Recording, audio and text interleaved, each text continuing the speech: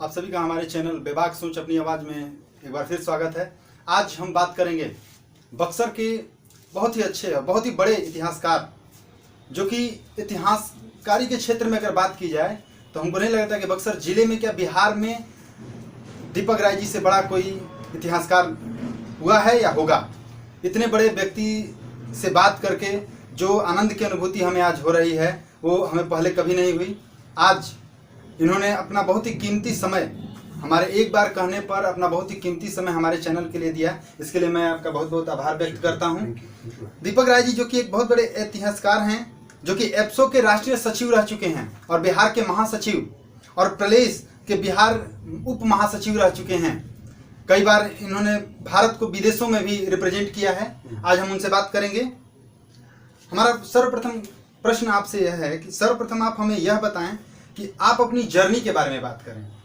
आप हमारे दर्शकों को अपनी जर्नी के बारे में बताएं। तो दरअसल मैं थोड़ा सा अपने बारे में बात कर लूँ। नाम मेरा हुआ दीपक राय, जैसा कि अभी बताया गया आपको, और पढ़ाई लिखाई मेरी हुई बीरपुर गांव से, गाजीपुर जिले में। लेकिन उसके बाद फिर मैं इलाहाबाद विश्वविद्यालय में गया और ग्रेजुएशन से लेकर के एमए तक वहाँ, फिर वहीं से नेट हुआ, फिर जेआरएफ हुआ, उसके बाद फिर पीएचडी भी वहीं से हुई, इलाहाबाद विश्वविद्यालय से ही। तो फेलोशिप मिलने के बाद उसके बाद मैंने साहित्यिक पत्रकारिता की ओर कुछ अपना रुझान व्यक्त किया और प्रतिश्रुति नामक एक पत्रिका हम लोग बक्सर से निकालते थे। वो लगभग 2002 के आसपास निकलती थी वो। उसके बाद कुछ दिन मैंने फिर दैनिक जागरण में पत्रकारिता भी कुछ मैंने किया। उसके फीचर संभाग से जुड़ा, जहाँ राघवेंद्र दुबे मेरे सीनियर हुआ करते थे, प्रमोद भाई थे, कई सारे लोग। तो मतलब शुरू से जो मेरा अपना रुझान था, झुकाव था, वो लिखने पढ़ने की ही ओर तरफ था। बहुत सारी प्रतियोगी परीक्षाएं मैंने दी नहीं, चूँकि मुझे लेक्चरर बनना था, प्रोफेसर बनना था या लेखक बनना था, इतिहासकार, कुछ भी जो भी मुझे अच्छा लगता। तो ये हुआ। उसके बाद फिर मैं आया तो यहाँ प्रगतिशील लेखक संघ से जुड़ गया, उसके बाद एप्सो से जुड़ा। तो इसमें कुछ सांगठनिक दायित्व जो थे वो मैंने निर्वहन किए, जैसा कि आपने ही बताया। कभी उप महासचिव का पद हुआ, या फिर महासचिव, फिर राष्ट्रीय सचिव, या फिर राष्ट्रीय कार्यकारिणी में भी। तो ये सब संगठन के दायित्व हैं जो मैं टाइम टू टाइम अपना निर्वहन करता रहा। एक चीज़ थी कि इलाहाबाद विश्वविद्यालय के ही दिनों से जो वाम वैचारिकी की तरफ रुझान हुआ वो अब तक कायम है। और मुझे लगता है कि अगर आपको मनुष्य बने रहना है तो ये विचारधारा आपको अपेक्षाकृत अधिक मनुष्य बनाती है, क्योंकि साहित्य से, संस्कृति से, आम लोगों के साथ जुड़ना, आम जीवन के साथ जुड़ना। तो मुझे लगता है कि मनुष्य बने रहने की यहाँ सहूलियतें और स्पेस आपको ज़्यादा है। तो ये मोटा मोटी जो मैं कुछ कर सकता था। इतिहास मेरा विषय रहा, लेकिन साहित्य में भी मैंने वैसे ही काम किया। और मेरा जो पीएचडी हुई मेरी, वो बुद्धकालीन भारत पर है, जो सामाजिक आर्थिक परिवर्तन हुए। तो मोटा मोटी मतलब मैं कुछ जो बता सकता हूँ वो यही है। जिस तरह की आपकी जर्नी रही है, हमको लग रहा है उस तरह की डिग्रियां, उस तरह की विशेषताएं हासिल कई लोग मिलकर नहीं कर पाते हैं, उतना आपने अकेले हासिल किया है। यह काबिले तारीफ है। यह हमारे बक्सर का सौभाग्य है कि आप हमारे साथ हैं, आप हमारे हैं। ये हमारे बक्सर के लिए बहुत ही सौभाग्य की बात है। नहीं, बहुत सारे लोग हैं, ठीक है, मैं भी उसमें कुछ करता रहता हूँ। अब हमारा अगला प्रश्न आपसे कि आपके सीपीआई से जुड़ने के क्या क्या कारण रहे हैं? जी, दरअसल मैंने कहा कि वाम वैचारिकी से मेरा जुड़ाव रहा और बहुत बाद में मैं इस लेवल पे जुड़ा। लेकिन जब मैं छात्र जीवन में था, लगभग 85-86 से ही, तो उस समय जो प्रोग्रेसिव स्टूडेंट्स ऑर्गेनाइजेशन था, फिर आइसा, फिर एसएफआई, आईएसएफ, तो इन सारे संगठनों से मैं जुड़ा रहा। और राजनीतिक, साहित्यिक, सांस्कृतिक और छात्र राजनीति के जो मंच होते थे, वहाँ भी मैंने जो मुझे लगा, जिन चीज़ों से मुझे अच्छा लगता था, तो वो मैं जुड़ा रहा उससे। और बाद में जब फिर सीपीआई या और संगठन रहे तो उनसे भी जुड़ा। असल में मेरे जो कुछ साहित्यिक, राजनीतिक और सांस्कृतिक गुरु रहे, जैसे ब्रज कुमार पांडे जी हैं, नागेंद्र नाथ ओझा जी हैं, तो उन लोगों के साथ जुड़ना, इन तमाम संगठनों से जुड़ना भी रहा। अगर नागेंद्र नाथ ओझा जी हैं तो अपने आप में एक बड़ी संस्था है। ब्रज कुमार पांडे जी हैं तो उन्होंने ज़बरदस्ती मुझसे लगभग मैं कहूँ कि रोज़ फ़ोन करते थे, अभी भी करते हैं। तो जो हमारी लगभग 10-12 पुस्तकें हैं मार्केट में जो मैंने लिखी है, उनके साथ बहुत सारा काम किया। तो वो लगभग रोज सुबह फोन करके कि आज हई लिखे के बाद, आज हई लिखे के बाद, हई लिख ल कि ना, हो जा भेज दो, हो जा भेज दो। तो उन्होंने मुझसे लिखवा लिया सारी चीजें। और उसी तरह से नागेंद्र ओझा जी का भी है, बहुत सारे लोग, राघवेंद्र दुबे हैं, अवधेश प्रीत जी हैं, बहुत सारे लोगों ने मिलकर के मुझे गढ़ा। और मैं जहाँ गया, या वो सीपीआई हो, प्रलेस हो, एप्सो हो, तो इन लोगों का सानिध्य रहा और इनका बड़ा सपोर्ट रहा मुझे। बहुत अच्छी बात कही। जिस तरह से तरीके से अगर जीवन में एक अच्छा गुरु मिले तो हम लोग किसी भी ऊंचाई को प्राप्त कर सकते हैं। बेशक बेशक। तो कई, जिस तरीके से आपने हमारे दर्शकों को बताया कि कई गुरुओं के संपर्क में रहने के कारण ही इतने अच्छे व्यक्तित्व के धनी व्यक्ति बन पाए आप, जो कि आज वो हमारे लिए गौरव की बात है। हमारा अगला प्रश्न है कि सीपीआई से जुड़ने पर मैंने हमेशा सुना है एक शब्द का प्रयोग किया जाता है, कॉमरेड। इस शब्द का अर्थ बताएं हम। कामरेड हम लोग बहुत शुरू से ही बोलते रहे। कामरेड का मतलब दोस्त है, साथी है। और वाम वैचारिकी के लोग एक दूसरे को दोस्त ही समझते हैं, बुलाते हैं। और मैं जिनको गुरु कह रहा हूँ, मुझे कभी नहीं लगा कि वो मेरे गुरु हैं, सब मेरे सीनियर साथी हैं। और गुरु इसलिए है कि ज्ञान में मुझसे बहुत बड़े हैं। लेकिन कभी भी जब मैं उनके साथ बैठता हूँ तो जीवन की ऐसी कोई बात, ऐसा कोई क्षेत्र नहीं है जिन पे हम लोगों को बहुत खुल के चर्चा नहीं होती हो। इवन कि कुछ ऐसे विषय हैं जिनको लगता है कि मतलब ब्रज कुमार पांडे जी की उम्र 85 साल हो गई, ओझा जी की उम्र काफी हुई, तो जो उम्र का फासला है उन्होंने कभी महसूस नहीं होने दिया। तो ये जो दोस्ताना है, ये जो कामरेडशिप है, ये यही दरअसल हमको दोस्त और साथी वाला अंदाज देती है। और कभी भी वो लोग पैर नहीं चाहते कि हम लोग छुएं, या कोई अधीनस्थता का भाव नहीं हो कि मैं बड़ा हूं तो मेरा पैर छुलवा करके।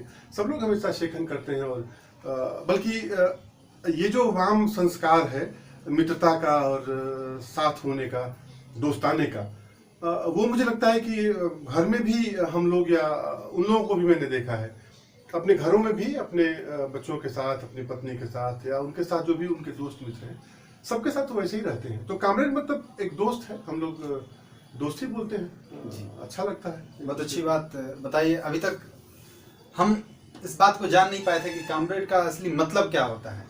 हमें लगा कि एक शब्द है जो कि एक संस्थान में बोला जाता है, लेकिन जिस तरीके से आपने इसकी विशेषताएं बताई कि एक दोस्ताना स्वभाव, एकदम रिश्ते की बात करता है। हाँ, कामरेड यह एक शब्द नहीं, एक रिश्ता है। बिल्कुल जी। तो मेरा अगला प्रश्न आपसे है कि इस कोरोना महामारी में आपके संगठन द्वारा किए गए कार्यों को उल्लेख करें। बहुत सारे काम हुए। जैसे एएसएफ से बहुत सारे मेरे जूनियर साथी जुड़े हुए हैं। सुशील हैं, अंकित हैं, उषो भी है, बहुत सारे लोग हैं, विमल हैं, सरिता हैं। तो इन लोगों ने बड़ा काम किया है, पटना में भी और पूरे राज्य के स्तर पर भी। और अभी भी हम लोग जिन संस्थाओं से जुड़े हुए हैं, उन लोगों ने बढ़ चढ़ के, या तो कभी जो फूड पैकेट हो वो, जैसी जहाँ जरूरत हुई है, पहले तो बहुत व्यापक स्तर पे, मतलब बिना ये जाने समझे सुने कि कहाँ जरूरत है कहाँ नहीं है, हमारे संगठन के और दोस्तों ने, साथियों ने सब जगह सुविधाएं पहुंचाई। बाद में हुआ कि कुछ जहाँ से डिमांड आ रही है, क्योंकि तब तक कुछ चीजें सेटल हो गई थी, सरकारी सिस्टम भी कुछ काम करने लगा था, तो हुआ कि जहाँ से डिमांड आ रही है वहाँ फिर वो जाके उन्होंने काम किया कि भाई यहाँ इतने फूड पैकेट की जरूरत है, इतने लोग हैं, इतने लोग, तो उसके हिसाब से काम हुआ। और ये मुझे अच्छा लगता है कि हम लोग उस विचार, उस संस्था से हैं जहाँ लोग जनता के लिए अभी भी दिन रात मेहनत करते हैं, बिना किसी भेदभाव के कि कहाँ जाना है कहाँ नहीं जाना है। तो ये अच्छी बात है। बहुत धन्य है इस कोरोना महामारी में आपके द्वारा जरूरतमंदों के लिए किया गया कार्य। अब हम आपसे एक प्रश्न जानना चाहेंगे कि आज के युवा जिस तरह से साहित्य से दूरी बनाते जा रहे हैं, उसके बारे में आप क्या कहना चाहेंगे? दरअसल ये एक तो फेज है ना, साहित्य से मैं कहूँ कि पढ़ने से ही, बल्कि, और पढ़ने से मतलब कि जो छपे हुए शब्द हैं उनको पढ़ने से दूरी बनी है। मोबाइल पे वो लोग पढ़ लेते हैं, डिजिटल फॉर्मेट में पढ़ लेते हैं, लेकिन जो किताब पढ़ना है, या जो अखबार पढ़ने हैं, या जो पत्रिकाएं पढ़नी है, इनसे युवाओं की दूरी बढ़ी है। तो दरअसल ये एक तकनीकी विकास का भी मामला है, और युवाओं का जो नया रुझान है, मुझे लगता है कि वो भी इनको डिजिटल माध्यम थोड़ा अधिक भाता है, उसकी भाषा थोड़ी अधिक भाती है इन लोगों को। तो ये इसमें युवाओं का कोई दोष नहीं है, बल्कि एक समय का विकास है, मैं कह सकता हूँ। अभी तो ये विकास ही है, हालांकि इसके बहुत नकारात्मक प्रभाव भी हैं, लेकिन ये चीजें होंगी, तकनीकी है तो वो आएगी समाज में, और ये फिर हम लोग इसके साथ कुछ और चीजें करना सीख लेंगे। जैसे अभी कोरोना से पहले हम लोग डिजिटल रूप से कोई कक्षा में या किसी वर्कशॉप में जुड़ने में दिक्कत होती थी, लेकिन 3 महीने में कोरोना ने हम लोगों को सबको अभ्यस्त कर दिया। मैं अभी 9 से 11, 9 से 1, फिर अभी 3 बजे से हम लोग का एक वर्कशॉप है, मैं उसमें जुड़ूंगा जा करके। तो मैं यहाँ हूँ, लेकिन जयपुर में, दिल्ली में कोई भी कहीं जुड़ा हुआ है तो हम लोग सब लोग 3 बजे जुड़ जाएंगे वहाँ, और जाकर के 2-3 घंटे बहुत अच्छी बातचीत होती है। अब हम लोग उस पर वीडियो भी प्ले कर लेते हैं, उस पर चीज़ें भी देख लेते हैं, कुछ उस पर टीएम्स वगैरह बन जाते हैं। तो अब वो कोई रिस्ट्रेन नहीं रहा, लेकिन शुरुआती हिचक तो थी। तो ये एक माध्यम है। हालांकि मैं अभी भी, मुझे लगता है कि लिखे हुए शब्दों का महत्व नहीं घटने वाला है। ठीक है कि युवाओं का एक रुझान है, कभी इधर आ सकता है, लेकिन लिखे हुए शब्द, किताबें अभी भी मुझे बहुत प्रिय है। और मुझे अगर 2-4 घंटे पढ़ना होगा तो मैं तो निश्चित रूप से अभी किताबें ही पढ़ना चाहता हूँ। और अभी भी मैं कंप्यूटर पर लिखने की अपेक्षा हाथ से लिखने को अधिक तवज्जो देता हूँ। हालांकि अब संभव हो नहीं पाता। लगता है कि एक बार हाथ से कॉपी पे लिखिए और फिर उसी को कंप्यूटर में, लैपटॉप पे जाके टाइप करिए, तो बढ़िया है कि उसी पे बैठ के टाइप कर लेते हैं। तो अब ये चीजें बदलती हैं, हम लोग भी उसके हिसाब से ढल रहे हैं। तो आप किस प्लेटफॉर्म पे क्या पढ़ रहे हैं, कैसे पढ़ रहे हैं, इससे जरूरी है कि क्या पढ़ रहे हैं।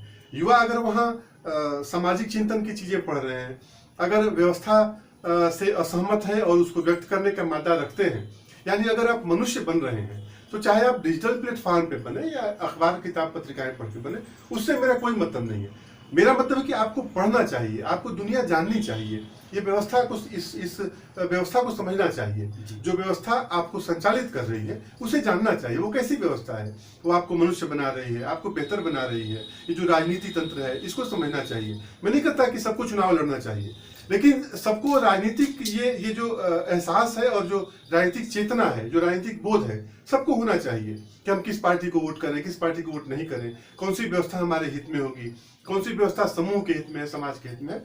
और इसको आप पढ़ने से ही ठीक कर सकते हैं। आप डिजिटल पढ़ें, आप अखबार पढ़ें, किताब पढ़ें, कहीं पढ़ें, पढ़ना महत्वपूर्ण है।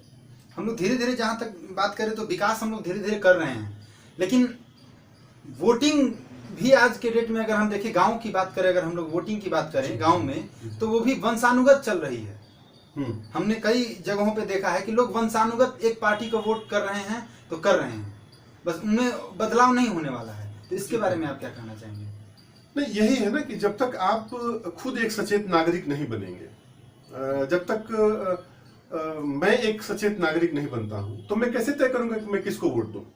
तो फिर तो जो मेरे पिताजी कहेंगे मैं उसको मान लूंगा, फिर मेरे जो पुराने वंशज जो कहते आए हैं मैं उसी को मान लूंगा। मैं नहीं कहता कि वो जो कह रहे थे शायद वो गलत ही है, लेकिन मैं अगर 5 पीढ़ियों से मैं एक ही पार्टी को वोट कर रहा हूं तो ठीक है, इसमें कोई दिक्कत नहीं है, बशर्ते मैं ये जान समझ के करूं कि मैं जिस पार्टी को वोट कर रहा हूं क्यों कर रहा हूं। सिर्फ इसलिए वोट नहीं करूं कि मेरे पिताजी भी कहते थे, या मेरी पत्नी है, मेरा बेटा है, वो सिर्फ इसलिए उसी पार्टी को वोट नहीं करे कि मैं वोट करता हूं। नहीं, अगर उसको कोई दूसरी पार्टी अच्छी लगती है तो उसे वोट कर सकता है वो। और ये परिवार में ये स्पेस, ये जनतंत्र होना चाहिए।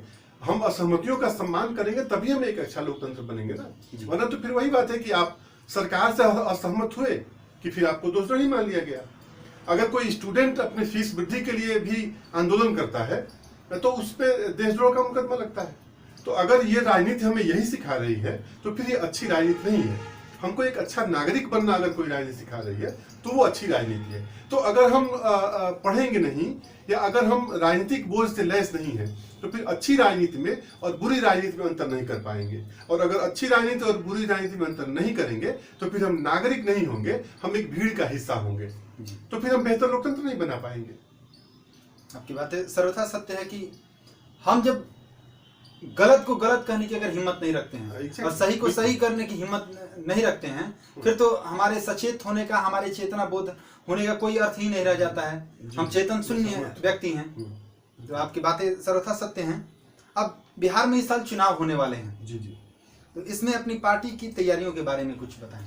देखिए, अभी तो बहुत, मुझे नहीं लगता कि कुछ बहुत स्पष्टता बनी है, लेकिन मुझे लगता है कि जैसे जैसे चुनाव आएंगे, हालांकि अभी तो कोरोना महामारी का जो दौर है, तो हमको सबको, हम लोग या तो कहिए पार्टी के स्तर पर या कहिए व्यक्तिगत स्तर पर, मैं भी चाहता हूं कि हम लोग अभी कोरोना से लड़ें और कोरोना से अपने लोगों को, अपने देशवासियों को, नागरिकों को, बिहार के लोगों को भी, बहुत सारे लोग जो बिहार में थे, मतलब बाहर थे, वो जो हमारे प्रवासी मजदूर भाई थे वो आए हैं यहाँ, तो उनके लिए हम जीवन सुविधाएं ठीक ठाक कर लें।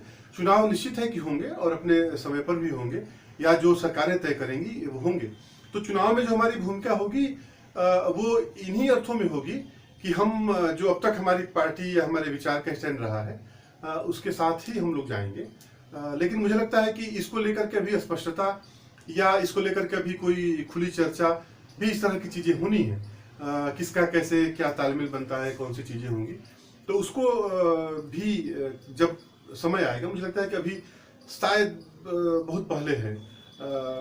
जैसे मैं बहुत सारी पार्टियों को देख रहा हूँ कि उनकी डिजिटल रैलियां चालू हो गई हैं, तो अभी देश कोरोना से लड़ रहा है लेकिन वे लोग चुनाव लड़ने लगे हैं। तो इस तरह की हड़बड़ी से बचना चाहिए, इस तरह की बेचैनी से बचना चाहिए। और मैं फिर कहता हूँ कि राजनीति का मतलब सिर्फ चुनाव ही नहीं है। राजनीति का मतलब इस देश को, समाज को अच्छा बनाना है। चुनाव लड़ना तो एक उसका प्रोसेस है ना। कोई चुनाव लड़ेगा, कोई हारेगा, कोई जीतेगा, कोई सरकार आएगी। लेकिन अगर राजनीति आपके यहाँ अच्छी है तो अच्छी सरकारें आएंगी। तो हम लोग चाहते हैं कि राजनीति अच्छी हो, तो सरकारें फिर जो आएंगी वो अच्छे ही आएंगी। अगर लोग अच्छे से चुनते हैं तो अच्छी सरकारें आएंगी। सरकारें आती जाती रहती हैं, देश रहना चाहिए। बिल्कुल, देश रहना चाहिए और लोग एक चेतना संपन्न लोग रहें, जो समझे कि हम क्यों हैं, क्या है हमारे जीवन में। बिल्कुल, उसको समझते हुए रहें। हमारा अंतिम प्रश्न आपसे है कि हम आपसे क्यों जुड़े?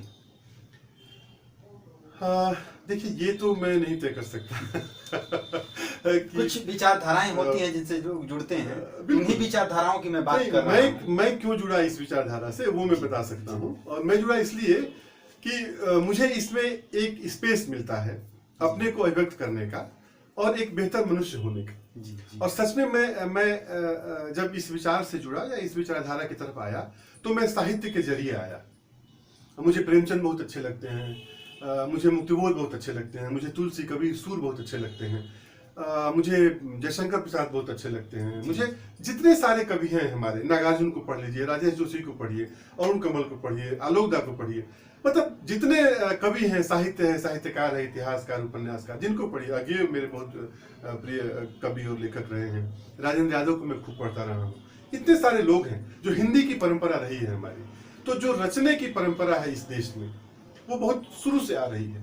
तो वो आप ऋग्वैदिक वाङ्मय से देख सकते हैं कि हम लोग रचने में यकीन करते हैं। तो बुद्ध को देखिए, कबीर को देखिए, खुसरो को देखिए। तो जो ये मिलीजुली संस्कृति है हमारे हिंदुस्तान की, इसको सबसे अच्छे से कोई अगर विचार अभिव्यक्त करता है या इसको सबसे अच्छे से कोई समाज या कोई बोध अपने में समेटता है और व्यक्त करता है, तो वो वाम मतलब विचारधारा ही है। और जब मैं कहता हूं कि वाम विचारधारा है तो और वो जो प्रगतिशील चेतना है, तो इसका मतलब आप ये अर्थ न लगाइएगा कि मैं हमेशा मार्क्सवाद की ही बात कर रहा हूं। ठीक है, लेकिन जो हिंदुस्तान की प्रगतिशील चेतना है वो प्रगतिशील लेखक संघ और मार्क्सवाद की मुखापेक्षी नहीं रही है। अगर मार्क्सवाद तो आपको 18वीं-19वीं शताब्दी में हम उससे परिचित होते हैं, लेकिन कबीर हमारे देश में है, बुद्ध हमारे देश में है, अमीर खुसरो हमारे देश में है, तो ये तो उसी प्रगतिशील चेतना से आते हैं। तो यह जो प्रगतिशील परंपरा है, हम लोग जब यहाँ पढ़ते हैं तो मार्क्स इसमें आकर के उसे और बल देते हैं। और हम लोग जब मार्क्सवादी चिंतन से जुड़ते हैं तो फिर अपने देश को, अपने समाज को, अपने इतिहास को कुछ वैज्ञानिक पद्धतियों से देखने की कोशिश करते हैं। इतिहास को उसके वस्तुनिष्ठ परंपराओं में जाकर देखने की कोशिश करते हैं। यानी हम अतीत ग्रस्तता से संचालित नहीं होते हैं, हम इतिहास बोध से लैस होते हैं और अपने देश को, समाज को, इतिहास को एक प्रगतिशील परंपरा, चेतना और परिवर्तनशीलता, यानी हम लोग या मैं मानता हूं या हम लोग जैसे सारे लोग मानते हैं कि ये दुनिया रोज बनती है और रोज बेहतर होती है। तो हम लोग जहां थे वहां से काफी आगे आए हैं। लेकिन इसका मतलब ये नहीं है कि हमारे मतलब अतीत में कुछ भी नहीं था या हमारा इतिहास बड़ा खराब रहा है। अच्छा इतिहास रहा है, लेकिन ऐसा भी नहीं कि एकमात्र हमारा ही इतिहास ऐसा रहा है। उस पूरे युग बोध में आज से 2500, 3000, 4000, 5 साल पहले जैसे और दुनिया के लोग थे, हम भी कुछ वैसे ही थे। कुछ अलग, कुछ बेहतर हो सकते हैं, किस क्षेत्र में कुछ पिछड़े हुए हो सकते हैं। लेकिन हमने जब विकास किया तो ये सारी दुनिया ही विकास कर रही है ना। अलग अलग टुकड़ों में विकास नहीं हो सकता। जैसे अपने समाज का ही विकास है, एक तबका विकास करे और एक तबका न करे तो वो विकलांग विकास होता है। अभी जो विकास है, हम लोग इसके आलोचक इसीलिए हैं कि ये जो विकास है वो समावेशी विकास नहीं है। ये विकास के शिखर खड़े करता है। वो लिक्विडिटी नहीं है उसमें, वो आम जन तक, नीचे तक नहीं जाता है। गांधी जो बोलते थे कि आखिरी आदमी आपका कहाँ है, तो ये विकास वहां तक नहीं जाता है। तो हम लोग उस विकास की बात करते हैं। तो मैं जब इस विचारधारा से जुड़ा तो साहित्य पढ़ते हुए जुड़ा, और मैं प्रेमचंद को पढ़ता हूं तो मुझे लगता है कि मैं मनुष्य बन रहा हूं। जब मैं मुक्तिबोध को पढ़ता हूं तो मैं मनुष्य बन रहा होता हूं। जब मैं राजेश जोशी को पढ़ता हूं तो मैं मनुष्य से बेहतर मनुष्य बन रहा होता हूं। तो ये जो मनुष्य से बेहतर मनुष्य बनने की यात्रा है वो मुझे इसी विचार के साथ मिलता है। और हमेशा मुझे लगता रहा है कि आपको साहित्य सबको पढ़ना चाहिए, इसलिए कि मनुष्य बने रहें।